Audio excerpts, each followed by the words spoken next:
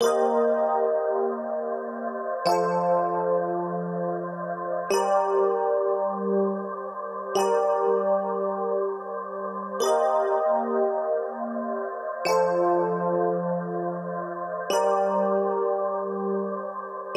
to Throttle Only. My name is Nate. This is a 2023 Honda Accord LX. Let's check it out.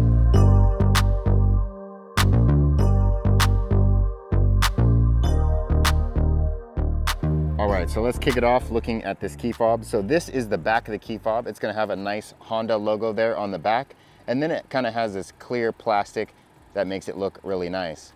As we turn it on over, you're gonna have a lock button up top, your unlock button. You're also gonna have a remote start button as well as a tailgate open button. And then lastly, you are gonna have an alarm button there.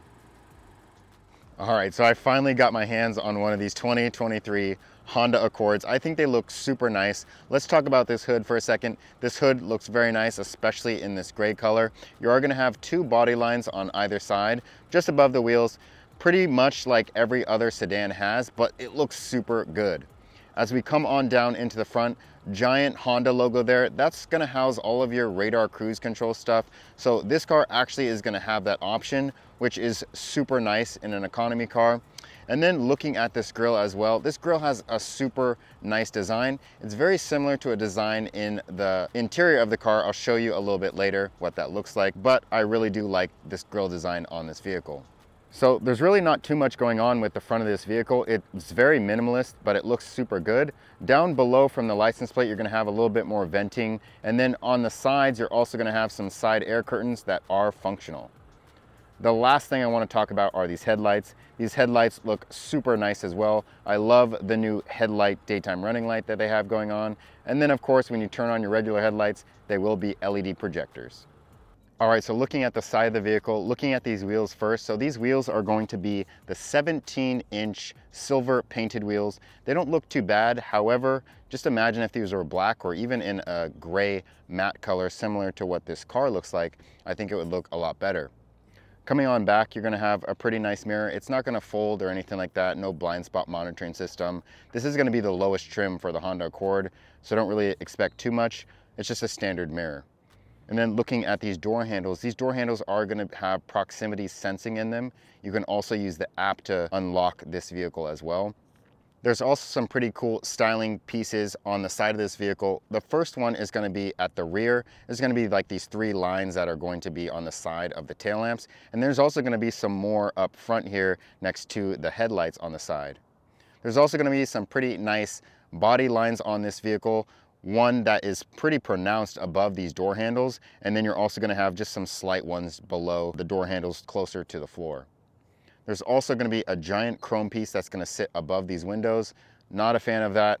Again, that should really be in either black or even this gray Meteorite Metallic color that the vehicle is in. Lastly, your fuel door is going to be on the driver's side, and it's just gonna be a standard push to open.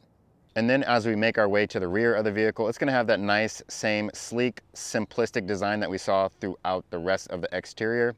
Up top, there will be a shark fin antenna. And then as we make our way down to this trunk, there's not gonna be a spoiler, anything like that. It is just a standard economy vehicle, and I like it. It looks pretty good. And probably my favorite part has to be these tail lamps. I love this long LED bar that it has. Almost connects, but it looks super nice. I love the new design that they're doing. And then below these super nice tail lamps, if you were to turn on your hazards or your turn signals, you are gonna have an amber indicator, which looks pretty nice. It is gonna be separate. Then you're also going to have a pretty small Honda badge. I think it looks kind of funny, but it goes with the rest of this light bar that's in the back. Below from there, you're also gonna have an Accord badge that's just gonna be on the side. And then you're also gonna have one exhaust tip that will be on the side as well.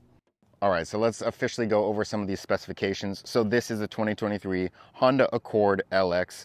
There are a total of 6 different models, including this one. Let me just show you real quick. Here is a look at the website. So it is gonna say 2024, but don't worry, it's gonna be the same for the 2023 model. So here you can see the lowest trim is the LX, and the highest trim is the Touring Hybrid. I really like how they have the website laid out because you can use these sections at the top to compare top features, exterior, interior, technology, safety, and alerts. It's actually really cool. So if you're trying to figure out which model you want to get, this makes it super simple.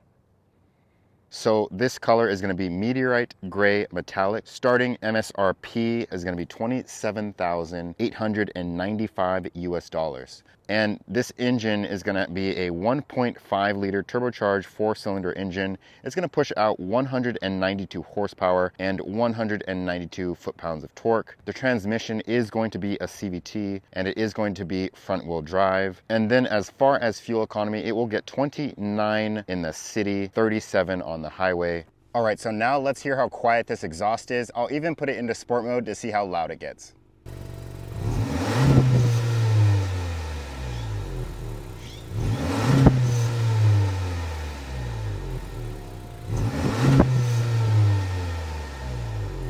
All right, so here is a look at that 1.5 liter turbocharged 4-cylinder engine that's going to give you that really amazing fuel economy. And here's also a look at what the engine looks like from the front wheels here.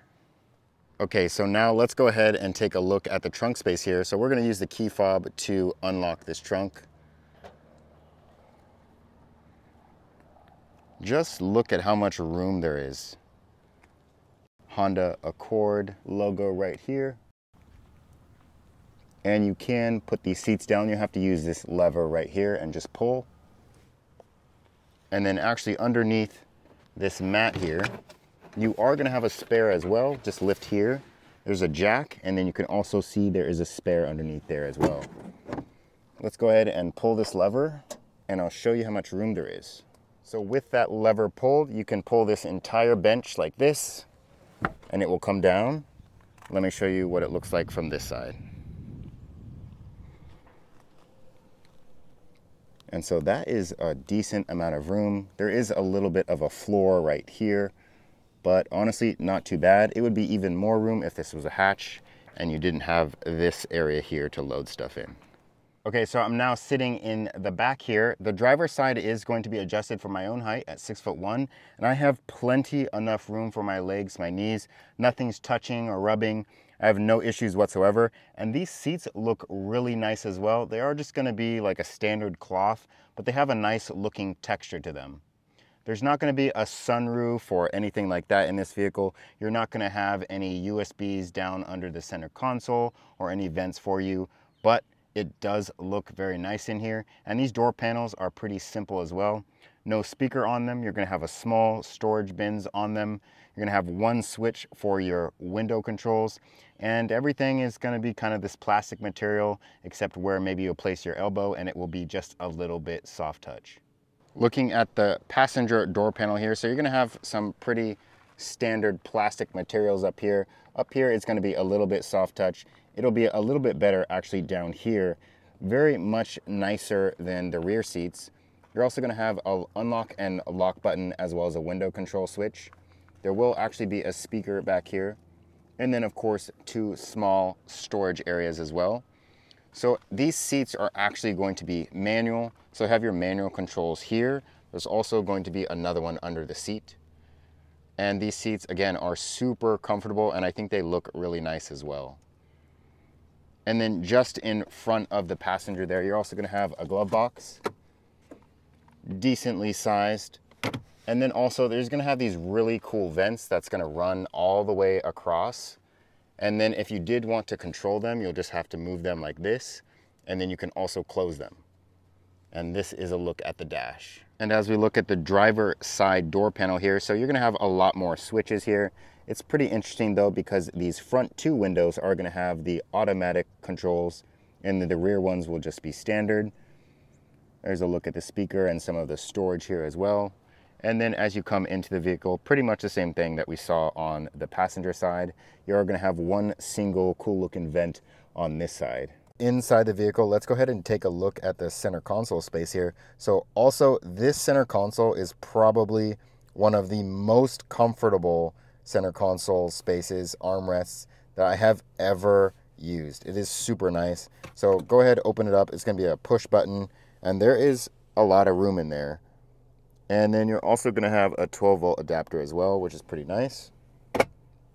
And then coming up just a little bit, you're going to have your gear selector there. You're going to have an economy button here, your auto off button, an electronic parking brake, and then also a brake hold button. Some pretty decent sized cup holders are here as well. There's this small slot right here. I usually just put my phone in there. And then you're also going to have some nice USB Type-Cs just up from here. You can also store your phone here or some other items as well. And then all of your AC controls will be right here. You have a pretty nice red start and stop button. You can see it right there.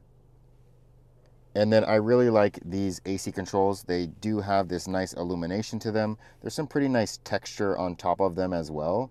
And then you're also going to have a beautiful LCD display that's going to show on either side there. And then also in the center of the buttons as well. And then you can just push on or off and they will come on and off. And then probably the best part again is going to be this mesh material here that's going to be all the way along this dash here.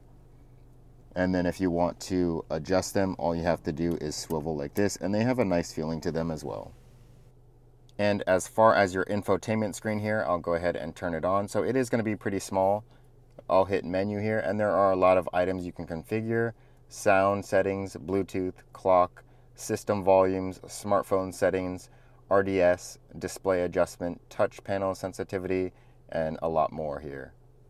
You can also connect your smartphone via Bluetooth, and you can click the media button and it will go ahead and quickly shortcut to it.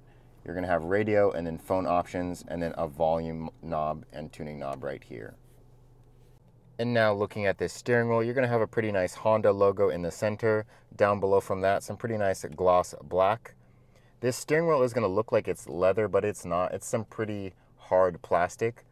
On this side of the steering wheel, you're going to have your skip buttons as well as your volume control. Then you're also going to have this little scroll wheel right here, and that will be able to toggle this area in the center. See, it says USB, AM, FM, back. And you can customize the display. If I hit that, it'll say display content. And as I choose that, you can choose the audio of the clock or off. As I hit back, we'll go ahead and look at this side now. So looking at this side of the steering wheel, you're going to have their cruise control buttons, cancel, resume, set, as well as your distance. And then as I use this scroll wheel right here, it will adjust this side, and there's a pretty good amount of settings on here as well. So on this side of the steering wheel up top, you're going to have your adaptive cruise control setting to put on cruise control. You can also cancel it, resume, or set a speed. You can also change the distance in which you're following the vehicle in front of you. You're also going to have some lane keep options there as well. This scroll wheel that looks very nice here in the center is going to control this area right here. So as I scroll with that wheel, there are a bunch of different options here. You can change the gauge display. It'll show you your range and your fuel, your speed and your time, driver attention, seat belts throughout the vehicle, maintenance, safety support, and then you can also have it blank as well. I did want to show you the different gauges that you can configure in this. Let's go up for just a second. So you can also, so currently I have it in round, but you can control it and change it into the bar mode, also round minimal. Basically the gauges will hide when cruise control is active. And same with bar minimal. The gauges will hide when cruise control is active. And there is also just a minimal mode with essentially nothing. So overall, I think these gauges are pretty cool. So if I were to put on my brakes, you can see that there is actually a digital representation of what's going on. If I put on my turn signal, you can see the turn signal is now on. And then if I turn on my lights all the way, it will actually turn on the lights with the little car in the front. That's pretty cool. Okay, so I'm inside the Honda Accord LX. Let's go ahead and start with a 0 to 60.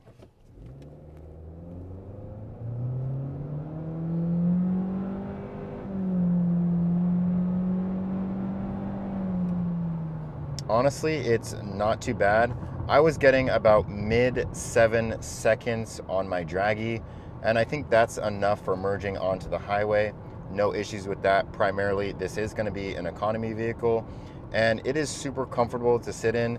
It does have adaptive cruise control, which is honestly going to be my primary thing that I want out of an economy vehicle. I have driven some other ones without it, and it's kind of a pain in the butt to not have. One gripe though that I do have about this vehicle is that the sound system is honestly garbage. However, at this price point, you would kind of expect that. It is sitting around $28,000 if you get a new one. And honestly, I would not pay a dime over that. If you can get one cheaper for a used price or something, that would honestly be the best. But for what this vehicle is, and you know, its precedence for being an economy vehicle, it is really nice, and I would prefer to get one of these in the base model than some of these other ones like the Nissan Altima, or honestly even a Toyota. I really just like the styling of this. The seats are super comfortable, and there's some pretty nice cool features in here as well. So I really did enjoy reviewing this Honda Accord LX. It'd be interesting to see how much better the top trim is in this vehicle versus this one, and to see if it's even worth that extra almost $10,000 to pay over this one. But I really did enjoy reviewing this. I hope you guys gained something from this. If you did, consider leaving a like. If you really do like my content, subscribe. Otherwise, I'll see you in the next one. Thank you so much. Peace.